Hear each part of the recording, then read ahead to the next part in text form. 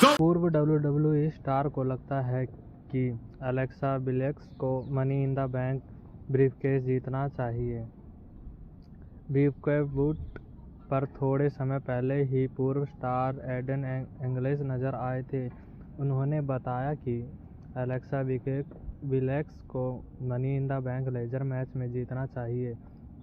इसी बीच उन्होंने कारण सामने रखते हुए बताया कि ब्लैक्स को वापसी के बाद से ही फैंस का लगातार अच्छा रिएक्शन मिल रहा है, इसी वजह से वो जीतने की हकदार है। उन्होंने कहा, इस पूरे ग्रुप में एलेक्सा ब्लैक्स मुझे लगता है कि वापसी के बाद से उन्हें काफ़ी तगड़ा रिएक्शन मिला है और लोगों ने उन्हें देखने की इच्छा जताई है। इसी वजह से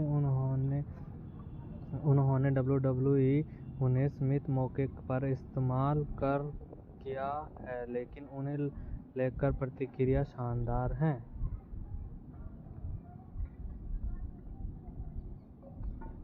जॉन सीना असल जीवन में विलेन है। WWE चैंपियन को लेकर हाल ही में हॉल ऑफ फेमर का चौंकाने वाला बयान आया। जॉन सीना ने WWE एलिमिनेशन चैम्बर में हील टर्न लेकर चौंका दिया था। इसके बाद से वो बतौर हील शानदार काम कर रहे हैं और मौजूद अनडिस्प्यूटेड WWE चैंपियन हैं। अब एक दिग्गज ने जॉन के हील के तौर पर रन को लेकर अपनी राय दी और उन्हें असल जीवन में विलेन बताया है। दी वेस्टरमेनिया टाइम मशीन पॉडकास्ट पर टेडी लॉन्ग ने बड़ा बयान दिया। उन्होंने बताया कि जॉन सीना का हील टर्न सफल रहा है क्योंकि यह उन पर सूट करता है। उनके अनुसार जॉन असल जीवन में भी एक हील है और उन्हें उसी वजह से WWE में हील के रूप में काम करना उनके लिए एकदम सही कदम है। उन्होंने कहा, मुझे नहीं लगता कि जॉन सीना का हील टर्न फेल हो गया है। मुझे उनका हील टर्न नाकामयाबी इसलिए नहीं लगता कि वो अब वैसे हैं जैसे वो रहना चाहते हैं। जॉन सीना असल जीवन में विलेन है और कई बार आप लोगों को बदलने की ज़रूरत नहीं पड़ती है। मुझे लगता है कि यह उनके लिए परफेक्ट है। WWE hall of famer teddy long ने इसी बीच लेक्स लुगर का भी उदाहरण लिया। उन्होंने आगे कहा, जब लेक्स लुगर अपने करियर के टॉप पर थे तो वो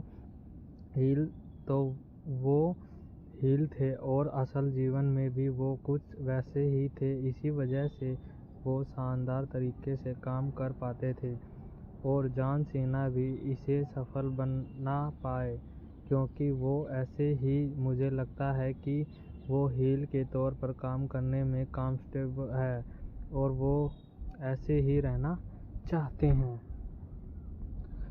WWE money in the bank 2025 में जॉन सीना का होगा बड़ा मैच।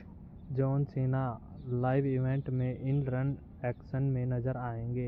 यह शो अब एक हफ्ते दूर है।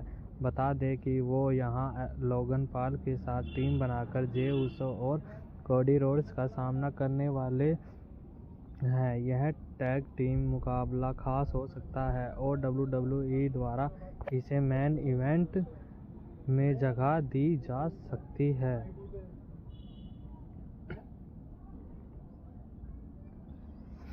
WWE दिग्गज रोमन रेंस के फैंस के लिए खुशखबरी, खास फिल्म में आएंगे नजर। रिलीज डेट का खुलासा। Roman Reigns film release date. WWE fans काफ़ी समय से रोमन रेंस की वापसी देखने को इंतज़ार कर रहे हैं। रोमन रेंस वापसी करके सबसे पहले पॉल हेमन और सेथ रॉलिन्स से बदला लेना चाहेंगे। हालांकि यह कब होगा किसी को नहीं पता है। इसके पहले असली ट्राइबल चीफ के प्रशंसकों के लिए अच्छी खबर सामने आ रही है। उनकी अगली फिल्म का खुलासा हो गया है और रिलीज डेट पर सामने आ गई है। WWE वेस्टरमेनिया 41 में रोमन रेंस को पॉल हेमन से धोखा मिला था और वो इसके बाद रा में नजर आए थे, जहां सेथ रोलिन और ब्रान ब्रेकर के मिलने की ब्रान ब्रेकर से मिलकर उनकी हालत खराब कर दी। रेस जरूरी वापसी करके बदला लेने का पूरा प्रयास करेंगे। रेसलिंग से दूर रहने के दौरान भी वो चर्चा का विषय बन चुका। रोमन रेंस हॉलीवुड पर अपना ध्यान लगा रहे हैं। कुछ समय पहले खबर आई थी कि एकमात्र ट्राइबल चीज आने वाली है। स्ट्रीट फाइट फिल्म का हिस्सा होने वाले हैं। अब उन्हें एक और प्रोजेक्ट के बारे में जानकारी मिली है। वो द पिकअप नामक एक फिल्म में नजर आने वाले हैं, जिसकी रिलीज डेट 6 अगस्त 2025 को रहने वाली है। पिछले साल रोमन रेंस की इस फिल्म की शूटिंग से जुड़ी कुछ तस्वीरें भी सामने आई थी। ऐसा माना जा रहा है कि रेस का किरदार ज़्यादा बड़ा नहीं है और वो कुछ ही सीन में नज़र आने वाले हैं। अभी रोमन अपने एक्टिंग करियर के शुरुआती समय में हैं और आगे जाकर उन्हें इससे बड़े मौके मिलेंगे। WWE में रोमन रेंस की वापसी कब देखने को मिल सकती है? रोमन रेंस काफ़ी समय से पार्ट टाइमर के तौर पर नज़र आ रहे हैं। वो कम अपीयरेंस देते हैं और इसी वजह से उनका टीवी टाइम बेहद कम है। कुछ हफ्ते पहले रिपोर्ट सामने आई थी कि रोमन की वापसी WWE money in the bank में या उसके करीब हो सकती है। अब यह शो एक हफ्ते दूर है। ऐसे में एकमात्र ट्राइबल चीफ जल्द ही एक्शन में दोबारा नजर आ सकते हैं। उम्मीद है कि रेस रिटर्न करके सबसे पहले सेथ रोलिन को निराशा बनाएंगे।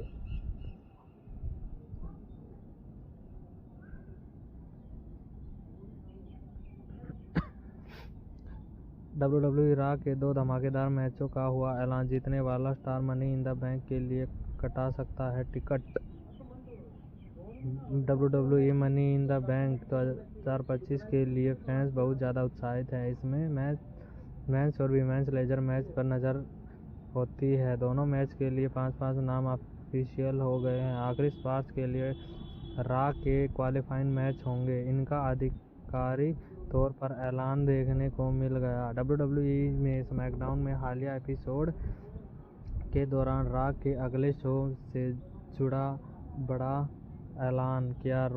रेड ब्रॉड के आने वाले शो में men's money in the bank ladder match में जगह बनाने के लिए एक ट्रिपल थ्रेट मैच होगा, जहां सीएम पंक, एजे स्टाइल और एल ग्राडे अमेरिकनो आमने सामने होंगे। यह मैच एकदम तगड़ा साबित हो सकता है। एडम पियर्स ने हाल ही में सोशल मीडिया पर एक वीडियो डाला और बताया कि पूर्व NXT वीमेंस चैंपियन स्टेफनी वैकेरिया आधिकारिक तौर पर अब रॉ ब्रॉड का हिस्सा बन गई हैं।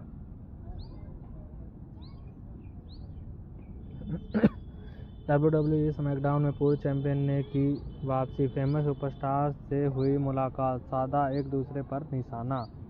WWE स्मैकडाउन के एपिसोड में आखिरी वीमेंस चैंपियन बियांका बेलेयर ने वापसी की। उन्होंने शो की शुरुआत की और अपने होमटाउन में उन्हें तगड़ी प्रतिक्रिया मिली। इसी बीच उनकी पूर्व टैग टीम पार्टनर ने भी दखल दिया और यहाँ दोनों के बीच दरार साफ तौर पर नजर आई। वेस्टलमैनिया 41 में बियांका बेलेयर आखिरी बार मैच लड़ती हुई नजर आ रही थी। उन्होंने स्मैकडाउन के एपिसोड में वापसी की और अपने होमटाउन नॉक्सविल द्वारा उन्हें शानदार प्रतिक्रिया मिली। उन्होंने फैंस द्वारा मिले सपोर्ट के लिए उन्हें शुक्रिया कहा और फिर बताया कि उनके परिवार के सदस्य भी आए हुए हैं।